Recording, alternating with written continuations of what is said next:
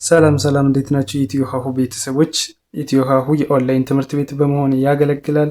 ትምህርታችን በኦንላይን እናስተምራለን። በኢሞ፣ በዋትሳፕ፣ በቴሌግራም እንዲሁም በሌሎች የሶሻል ሚዲያ አማራጮች በኦንላይን በማስተማር ላይ እንገኛለን። የምናስተምራቸው ትምህርቶችም አማርኛ፣ እንግሊዝኛ፣ ሂሳብ እንዲሁም ሌሎችን ማንኛውም ትምህርቶች እናስተምራለን። መማር የምትፈልጉ ልጆች ቪዲዮ ላይ ባስቀመጥነው ስልክ ወይም ዲስክሪፕሽን ላይ ባስቀመጥነው ስልክ ወይም ሊንኮቻችን ይደውሉልን፣ ሀሎ ይበሉን፣ ይማሩ። የፈለጉትን ትምህርት በፈለጉት ሰዓት ከሰኞ እስከ ዓርብ በማስተማር ላይ እንገኛለን።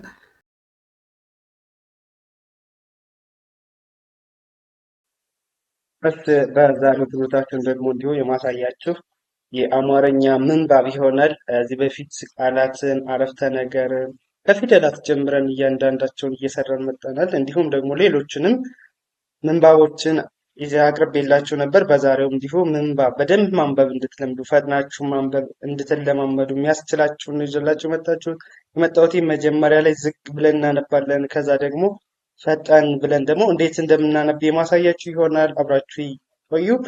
እንዲሁም ቤተሰብ ያልሆናችሁ ሰብስክራይብ እያደረጋችሁ ቤተሰብ እንድትሆኑላችኋለሁ። ወደ ትምህርታችን ስንቀጥል እንግዲህ የዛሬው ምንባባችን ብልኋ ሴት ይላል።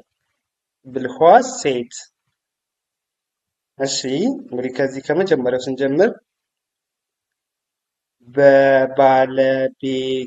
በባለቤቷ ባህሪ የተቸገረች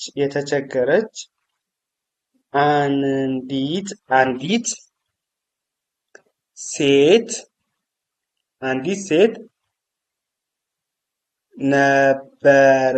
ነበረች። አንድ ቀን የሴት አያቷን ምክር ጠየቀች። አያቷም የአንበሳ ጎፈር እንድታመጣ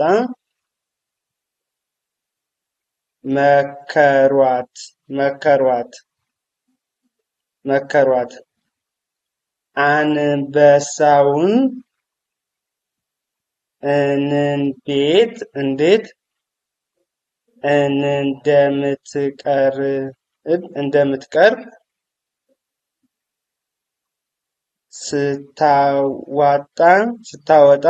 ስታወርድ ሰነበተች። ከዚያም ብዙ ስጋ ይዛ ወደ ጫካ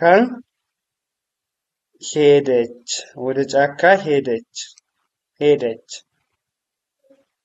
በመጀመሪያው ቀን እጅግ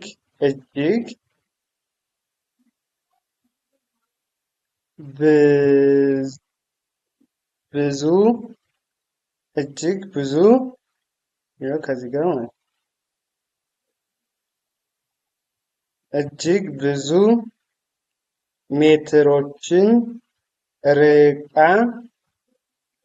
ጉማጅ ስጋ ወረወረችለት። በሚቀጥለው ቀን ቀረብ ብላ ስጋውን አስቀመጠች። በዚህ አይነት ሁኔታ ርቀቷን እየቀነሰች ወደ አንበሳው ተጠጋች።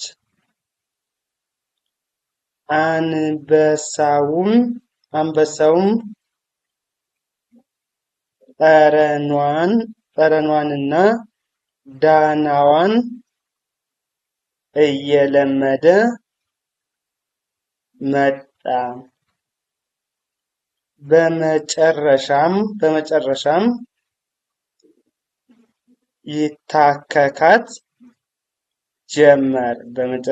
ይታከካት ጀመር ይላል። እሺ አሁን እንዲሁ ደግሞ ዝግ ብለን አንብበናል። ከዛ ደግሞ አንዴ ደጋግማችሁ ዝግ ብላችሁ እያነበባችሁ በሄዳችሁ ቁጥር ደግሞ እየፈጠናችሁ ነው የምትሄዱት። እስቲ ደግሞ አሁን ደግሞ ፈጠን ብለን እናንብ። እንዴት እናነባለን ፈጥነን የሚለውን ላሳያችሁ። ከዚህ ከመጀመሪያው ጀምርላችሁ። በባለቤቷ ባህሪ የተቸገረች አንዲት ሴት ነበረች። አንድ ቀን የሴት አያቷን ምክር ጠየቀች። አያቷም የአንበሳ ጎፈር እንድታመጣ መከሯት። አንበሳውን እንዴት እንደምትቀርብ ስታወጣ ስታወርድ ሰነበተች። ከዛም ብዙ ስጋ ይዛ ወደ ጫካ ሄደች። በመጀመሪያው ቀን እጅግ ብዙ ሜትሮችን ርቃ ግማሽ ስጋ ወረወረችለት። በሚቀጥለው ቀን ቀረብ ብላ ስጋውን አስቀመጠች። በዚህ አይነት ሁኔታ እርቀቷን እየቀነሰች ወደ አንበሳው ተጠጋች። አንበሳውም ጠረኗንና ዳናዋን እየለመደ መጣ። በመጨረሻም ይታከካት ጀመር ይላል ምንባቡ። ልክ እንደዚሁ መጀመሪያ ስትጀምሩ አንድ ምንባብ ቀስ ብላችሁ ነው፣ በሂደት ነው። ከዛ በኋላ ነው ፍጥነታችሁም እየጨመረ ሁሉ እየለመዳችሁ የምትሄዱት። እንዲህ እያደረጋችሁ መለማመድ ትችላላችሁ። እንዲሁም ደግሞ በኦንላይን ደግሞ ተምራችሁ መለማመድ ብቁ መሆን የምትፈልጉ ልጆች ደግሞ ቪዲዮ ላይ ባስቀመጥነው ስልክ በኢሞ፣ በዋትስአፕ፣ በቴሌግራም ደውሉልን። ደውላችሁ ብቁ መሆን ትችላላችሁ። ለዛሬ የነበረን ትምህርት ይህን ይመስላል። መልካም ጊዜ፣ ሰናይ ቆይታ ተመኘሁላችሁ።